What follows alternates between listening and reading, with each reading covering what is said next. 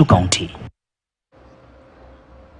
It's now time for what's trending, and part of the conversations or issues that have really, formed the basis of conversations online include the ongoing floods. Apart from the kingship conversations, we begin at that point, and Winfrey Owino now joins us live right here in studio. Good morning to you, Winfrey. The Kenya Meteorological Department had warned of a possible El Nino rains, and we saw counties boosting off, preparedness. But I'm sure you've watched the report by Grace Nganga on the, dangerous Enzio River that previously it claimed more than 30 lives, but as at now, the bridge is yet to be constructed. So when we talk about preparedness and these cases that we are seeing already, people dead as a result of the floods, what is not happening, especially in counties? Well, good morning, Purity. It's good to see you again. And it's a very good point to start from, because it's only been 3 days of heavy rains across the country, but we can already see the impact that it has, and it is already exposing our government's laxity in in their preparedness per se. The river Enzio is something that has been historically, anytime there are rains, there has to be tragedies coming out, tragedies from the river Enzio, especially the bridge. As you've seen the report by Grace Nganga, she's actually reporting that there's a group of people that had to stay there for hours just to wait for the water to come down for them to pass. And it's a very sad state of affairs, because the Kenya Met Department had actually communicated about the El Nino rains way before, like 2 months ago. And this was enough time for the government the national government as well as the county government to actually prepare themselves.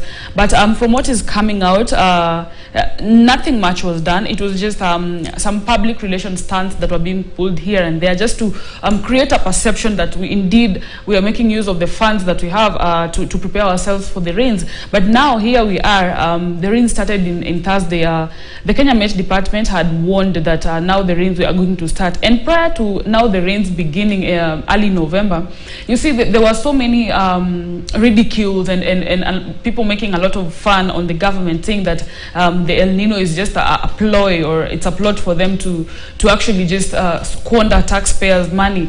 So it's a very sad state of affairs. When you walk around the country in counties, there are places that are known to be places that are flood-prone areas, like some parts of Kisumu in the Nyando constituency. This is where we have the Ahero, Ombaka, and these people are always complaining when there is rains. The Nyando River overflows and it affects the people who are living in the low areas. There's also Busia, and it's very interesting to see that now we have floods affecting people even in Meru. And the Standard newspaper is actually reporting that an old woman was actually lost her life after the heavy rains came and her house fell on her and she died. So these are some of the issues that are coming out. It's that we were not as prepared as such, but also there are some incidences that you cannot foresee or foretell before they actually happen, that like the house coming down. And we are also reporting 2 candidates in Mandera who lost their life, and also an old man again.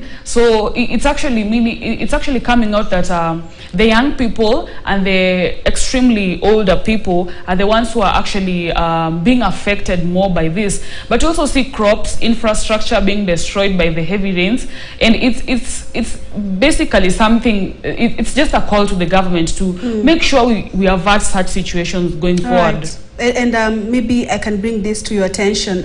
When the Enzio incident happened, that was in December 2021, the then Governor Charity Ngilu, during the Requiem Mass, said that she was going to follow up with the national government, and there was a commitment actually of 500 million shillings so that the bridge is completed beginning, because she had said in 10 months beginning January 2022, but that has not happened. We are in November 2023. I hope they will be accountable this time round. Thank you so much for that update. Lastly, let's talk about the kingship. the king has been, King Charles, the real king, was around for some days, 4 days, but now after he left for the UK, we saw a very controversial tweet by the Public Service Cabinet Secretary Moses Kuria saying the real king is gone, now the fake kings can take over. And yesterday, Rigathi Gachagua again responding to these remarks. There seems to be a spark between these two leaders. Maybe you can bring us to speed on what the supporters are saying. Well, I don't really know, but I feel like this kingship politics is really going to really take shape, because it started as something very strong and it's really now coming out to be a very big thing. So during the state banquet, the state banquet for the king at State House last week, the president actually made a comment on the same, and he said that's not very important. The tribal kingpins are not very important to us. We know we have the real king in town, and he just downplayed the whole talk. But as soon as the king was out of the country, we saw Public Secretary CS Moses Kuria actually making a very controversial tweet, and he's known for this, making very tweets that leave a bad taste in the mouths of some Kenyans. I'm sure there are others who are actually cheering and applauding him for that. So yesterday, the president was attending a church service at Kiambu County, whereby leaders from that area and other UDA leaders were there. We've actually seen Bomet Women Rep Linesh Toto was actually in attendance too. So here he really made the remarks, and he said he's the deputy president, and constitutionally he is the principal assistant to the president. So the only thing he's interested in is safeguarding the interests of the president in the Mount Kenya region. Although that just means he is declaring himself the kingpin, but he comes out to say the kingpin title is not really important to them. So it's quite a contradiction there. But then it also comes out that the Kiambu political leaders are not seeing eye to eye. They have difference in ideologies, because for example, Gathoni wa Mushomba, she was against the Finance Act of 2023, but she was elected on a UDA ticket, so she's part of this whole political faction. And then we also saw yesterday the governor, Kiambu governor, was actually coming out and speaking for the one man, 1 shilling, 1 vote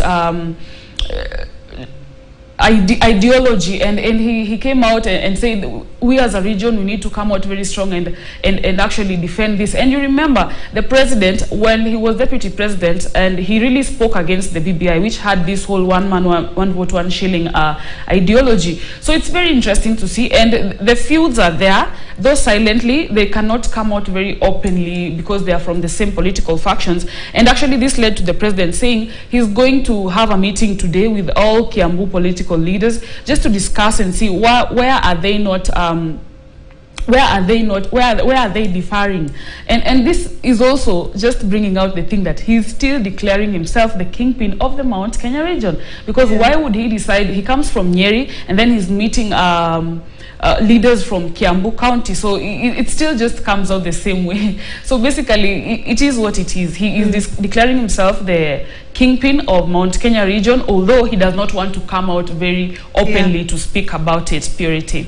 All right, Winfrey, because of time, we'll not talk about the Sauti Sol band, but I know mixed reactions. Some Kenyans are sad that they finally got to do their last concert on Saturday. So let's end it there. Thank you so much, Winfrey, for your time. We now take a short commercial break right here at the KTN News Diary. Don't go too far. We still have more news lined up for you. Stay with us.